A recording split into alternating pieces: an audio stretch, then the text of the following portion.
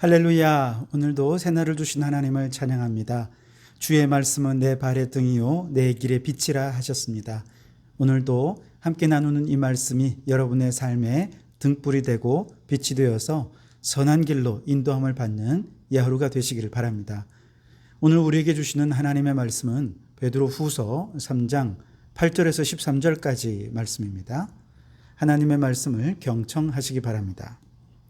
사랑하는 자들아, 주께는 하루가 천년 같고 천년이 하루 같다는 이 한 가지를 잊지 말라. 주의 약속은 어떤 이들이 더디다고 생각하는 것 같이 더딘 것이 아니라 오직 주께서는 너희를 대하여 오래 참으사 아무도 멸망하지 아니하고 다 회개하기에 이르기를 원하시느니라. 그러나 주의 날이 도둑같이 오리니 그날에는 하늘이 큰 소리로 떠나가고 물질이 뜨거운 불에 풀어지고 땅과 그 중에 있는 모든 일이 드러나리로다. 이 모든 것이 이렇게 풀어지리니 너희가 어떠한 사람이 되어야 마땅하냐. 거룩한 행실과 경건함으로 하나님의 날이 임하기를 바라보고 간절히 사모하라. 그날에 하늘이 불에 타서 풀어지고 물질이 뜨거운 불에 녹아지려니와 우리는 그의 약속대로 의가 있는 곳인 새 하늘과 새 땅을 바라보도다. 아멘. 오늘도 이 말씀을 통해 우리에게 주신 하나님의 음성을 듣게 되길 바랍니다. 베드로 사도는 외적으로는 박해로 인해 어려움을 당하고 내적으로는 거짓 교사들의 미혹으로 인해 어려움을 당하고 있는, 그래서 안팎으로 어려움을 당하고 있는 우리 성도들을 향해서 베드로전서 후서를 써서 보냈습니다.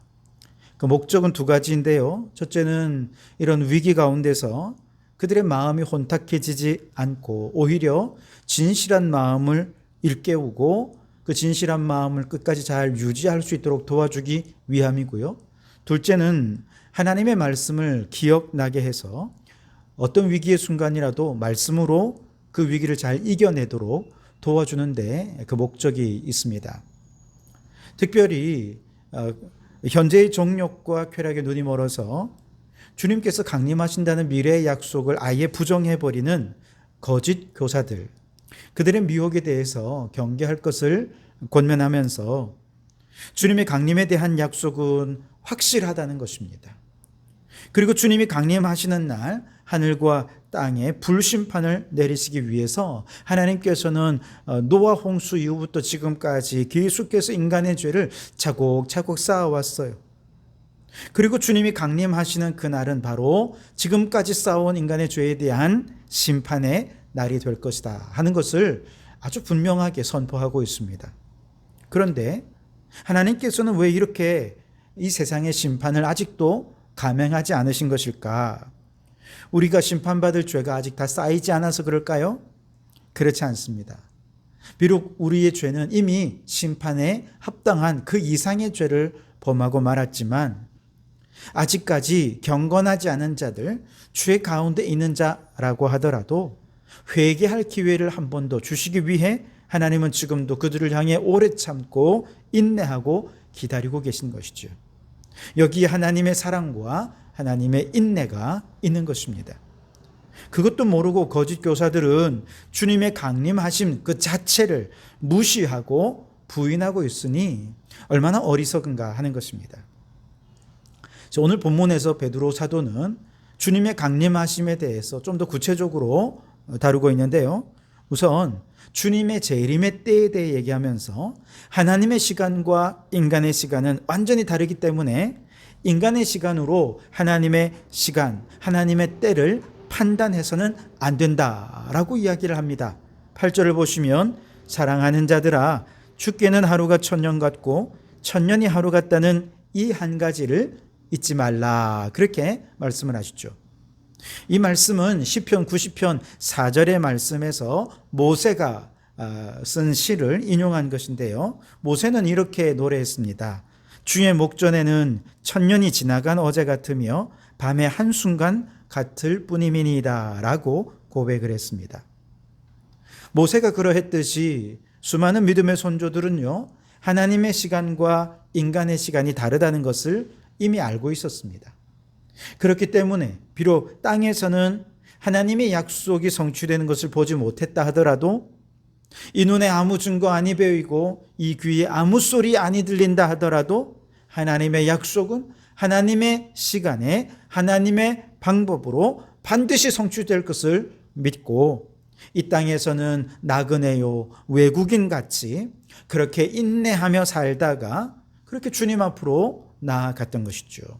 우리가 잘 아는 아브라함에게 하나님이 세 가지를 약속하셨죠. 땅을 약속하셨고 큰 민족을 약속하셨고 복의 근원이 되는 것을 약속하셨습니다. 모세는 이 땅에 사는 동안 복의 근원으로서 살아가는 축복을 누렸죠. 그러나 땅의 약속, 민족의 약속은 보지 못했어요. 이 약속이 성취되는 것을 보지 못한 채 그렇게 믿음으로 살다가 믿음으로 죽었습니다. 그런데 그 약속은 완전히 잊혀졌습니까? 아니지요. 그 약속은 이후에 성취가 되었습니다. 모세의 때에 민족의 약속이 성취되었습니다. 또 땅의 약속은 다윗의 때에 완전히 성취할 수 있었죠. 결국 하나님의 약속은 반드시 성취됩니다. 하나님이 정하신 때가 언제인지는 우리가 알 수 없어요. 그렇기 때문에 우리는 그저 믿음으로 하나님의 약속이 반드시 성취될 것이라는 믿음을 가지고 혹 내 때에 이루어지지 않는다 하더라도 우리는 그저 그 약속을 믿는 믿음으로 살기만 하면 되는 것이죠. 그래서 주님의 강림에 관해서도 하나님의 시간이 언제가 될지, 우리가 살아있을 때 주님이 강림하실지 아니면 우리가 죽은 이후에 한참 더 후에 있다가 또 강림하실지 우리는 알 수가 없습니다. 그러나 분명한 것은요, 하나님은 반드시 강림하신다라고 하는 것입니다. 이 주님의 약속은 반드시 이루어질 것이다 라고 하는 것이죠. 다만 우리는 그 강림에 대한 약속을 믿고 믿음으로 살면 때가 되면 우리 주님 반드시 강림하시고 그 강림하시는 날에 악인은 심판하시고 의인은 천국으로 인도해 주실 줄 믿습니다. 그러니 여러분, 주 언제 강림하실지 혹 밤에 혹 낮에 또 주님 만날 그곳도 난 알 수 없도다. 우리는 모릅니다. 그렇기 때문에 우리가 할 수 있는 것은 주님의 약속을 믿고 오늘 이곳에 주님 강림하신다 하더라도 부끄러움 없이 주님을 맞이할 수 있도록 늘 주님을 맞이하는 일에 깨어있는 믿음의 삶을 살아가는 우리 성도들이 되시기 바랍니다. 자, 이렇게 주님을 맞이하기 위해 깨어있는 신앙으로 산다라고 할 때 이 깨어있는 신앙의 핵심이 뭐냐 하면 영적인 민감성입니다. 9절을 보시면 주의 약속은 어떤 이들이 더디다고 생각하는 것 같이 더딘 것이 아니라 오직 주께서는 너희를 대하여 오래 참으사 아무도 멸망하지 아니하고 다 회개하기에 이르기를 원하시느니라. 아멘. 죄에 대하여 민감하게 깨어 있는 사람은 잎새에 이는 바람에도 괴로워하듯 죄에 대해 예민하고 민감하게 반응하면서 날마다 회개하는 삶을 산다는 것이죠. 또한 죄에 대하여 민감하게 깨어있는 사람들은요, 기도에도 깨어있는 자가 됩니다. 기도하기를 쉬는 죄까지도 범하지 않기 위해 매 순간 기도하며 주님과 동행하며 살아갑니다. 그뿐만 아닙니다. 주님의 강림을 기다리는 성도들은요, 하나님의 약속의 말씀에 깨어있는 사람이 됩니다. 하나님의 약속의 말씀과 늘 가까이 하고 그 말씀을 의심 없이 믿고 주님을 맞이하기 위해 성경이 증거하는 거룩한 성도의 삶을 따라서 거룩하고 경건한 삶을 살게 되는 것이죠. 그리고 한 걸음 더 나아가서 주님의 말씀에 깨어있는 성도들은 세상에서 죄 가운데 뒹굴고 있는 사람들, 그들도 주님께로 이끌기 위해 주님의 복음을 증거하는 일에 사명에 깨어있는 자로 살게 된다는 것이죠. 자, 이렇게 주님 맞을 준비하며 기도에 깨어있고 말씀에 깨어있고 사명에 깨어있고 영적인 예민함으로 그렇게 살아가다가 실제로 주님 오시는 그날에는 어떤 일이 있을까? 10절 말씀에 보면 그러나 주의 날이 도둑같이 오리니 그날에는 하늘이 큰 소리로 떠나가고 라고 말씀하시죠.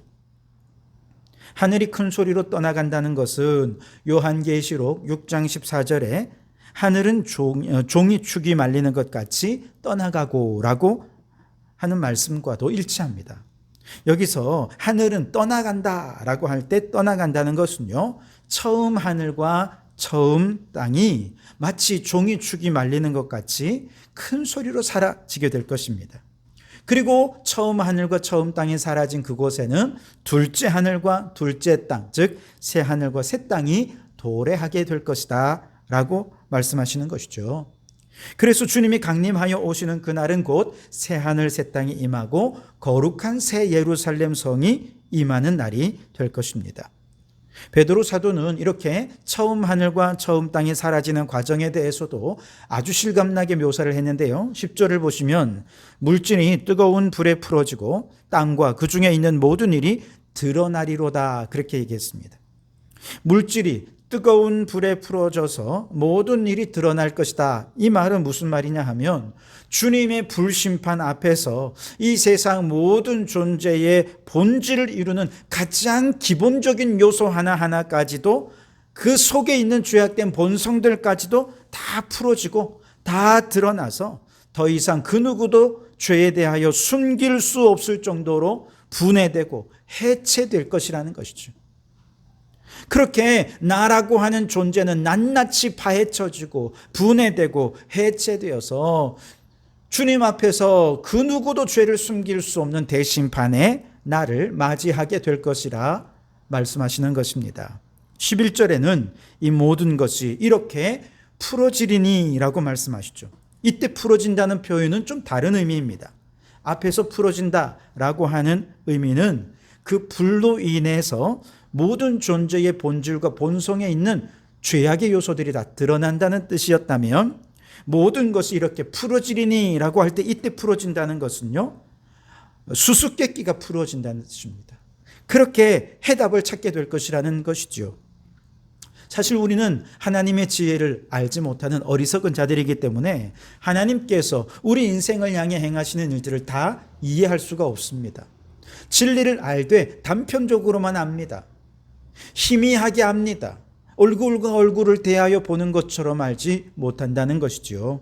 그런데 주님이 재림하시는 그날이 되면 모든 것이 마치 퍼즐에 맞춰지는 것처럼 그렇게 분명하고 정확하게 진리의 전체를 깨닫게 될 것이라는 것 같습니다. 아, 그래. 그때 그래서 주님께서 내게 이런 일들을 행하셨구나. 모든 전모가 드러나고 밝혀지고 진리의 큰 그림, 구원의 큰 그림이 완성될 것이다 라는 뜻입니다. 이처럼 주님의 강림하심이 심판받을 자에게는 숨겨진 죄악의 본성까지도 다 드러내어 심판을 받게 하시고, 진리를 추구하는 주 안에 사는 성도들에게는 모든 수수께끼가 풀리듯이 모든 것에 해답을 찾게 될 것이라는 것이죠. 그리고 이것이 분명하다는 사실로 믿어진다면 주님의 강림을 기다리는 우리는 이제 어떤 태도로 남은 삶을 살아야 하느냐. 11절에 보면 이 모든 것이 이렇게 풀어지리니 너희가 어떠한 사람이 되어야 마땅하냐 질문하고 대답합니다. 우선 첫째로는 11절과 11절에 보시면 거룩한 행실과 경건함으로 하나님의 날이 임하기를 바라보고 간절히 사모하라 라고 말씀을 하십니다. 이때 간절히 사모하라 라고 하는 말씀은요, 원어적인 의미로는 빨리 하라, 서둘러라, 재촉해라 이런 의미가 있습니다. 무슨 뜻이냐 하면 베드로 사도는 이제 앞에서 주님의 재림이 지연되는 이유는 경건하지 않은 자들이 회개할 기회를 주기 위해서 하나님께서 인내하고 기다리시는 것이라 말하지 않았습니까? 그렇다면 주님의 강림의 시기를 우리는 더 빨리 재촉할 수 있습니다. 어떻게 해요? 경건하지 않은 자들에게, 더 많은 사람들에게 복음을 전하는 것이죠. 그들이 속히 회개할 수 있도록 가열차게 주님의 복음을 증거한다면 주님의 재림의 시기는 더 가까워지게 될 것입니다. 그래서 우리는 하나님 앞에 간절히 기도하면서 주님의 나라가 속히 임하여 주십시오. 할 뿐만 아니라 나아가서 주님의 복음을 전하면서 주님 재림하시는 그날이 속히 올 수 있도록 그렇게 복음 전하는 사명으로 살아가는 것, 하나님이 기뻐하시는 이 마지막 때의 신앙의 태도라는 것이죠. 그러니 여러분, 우리 성도들은 이제 마지막 때가 되면 될수록 주님의 강림의 날을 재촉하기 위해서, 서두르기 위해서 우리는 예수 구원의 복음을 전하는 사명을 힘껏 감당해야 할 줄 믿습니다. 또한 그와 함께 거룩한 행실과 경건한 삶으로 하나님의 날이 임하기를 바라보고 사모하는 우리의 모든 삶 자체가 복음의 메신저가 되어야 합니다. 복음의 선포와 거룩하고 경건한 삶이 서로 분리될 수가 없다는 것이죠. 우리의 삶으로도 복음을 전하고 입술을 열어서 복음을 전해서 주님 오시는 날을 재촉하는, 간절히 사모하는 우리 성도들이 되시기 바랍니다. 두 번째로 우리 어떻게 살아야 할까? 새하늘과 새 땅을 바라보며 살아야 한다고 말합니다. 13절에 보시면 우리는 그의 약속대로 의가 있는 곳인 새하늘과 새 땅을 바라보도다. 아멘. 지금 우리가 살고 있는 이 세계가 마지막을 맞아서 다 분해되고 해체되고 소멸된다 하더라도 우리에게 있는 희망은 무엇입니까? 그 후에 하나님께서 가져오시는 새로운 세상, 새 하늘과 새 땅이 있다라고 하는 것을 우리는 소망 중에 기대하게 된다는 것이죠. 이사야 65장 17절 말씀에 보라 내가 새 하늘과 새 땅을 창조하나니 이전 것은 기억되거나 마음에 생각나지 아니할 것이다 라고 예언을 하셨죠. 이 약속된 말씀에 근거해서 새 하늘과 새 땅은 반드시 오게 될 것입니다. 이것을 소망하면서 이 세상에 밀어둘 것이 아니라 오시는 하나님의 나라를 기대하고 소망하며 그저 이 세상에서는 나그네요 외국인같이 더 나은 본향을 사모하며 살아가는 것, 이것이 주님의 강림을 기다리는 성도들의 마땅한 삶이라는 것이죠. 그러니 여러분, 거룩함과 경건한 삶으로 입을 열어 전도자의 사명을 잘 감당하시기 바랍니다. 비록 몸은 땅에 있지만 마음은 새하늘과 새 땅을 향해 나아가는 그날을 기대하고 바라보고 소망하는 삶을 살면서 이 마지막 주님의 강림하심을 기다리는 성도의 삶을 살아가시기를 주님의 이름으로 축원합니다. 기도하겠습니다. 주님, 다시 오시리라는 주님의 약속을 믿습니다. 주님 오실 길을 준비하며 늘 깨어서 주에 대하여 영적으로 민감하게 반응하게 하시고 기도와 말씀과 사명에 끼어있는 삶을 살게 해 주옵소서. 거룩함과 경건한 삶으로 복음의 메신저로 살게 하시고 새 하늘과 새 땅을 사모하며 살아가는 저희들 되게 해 주시옵소서. 예수님 이름으로 기도하옵나이다. 아멘.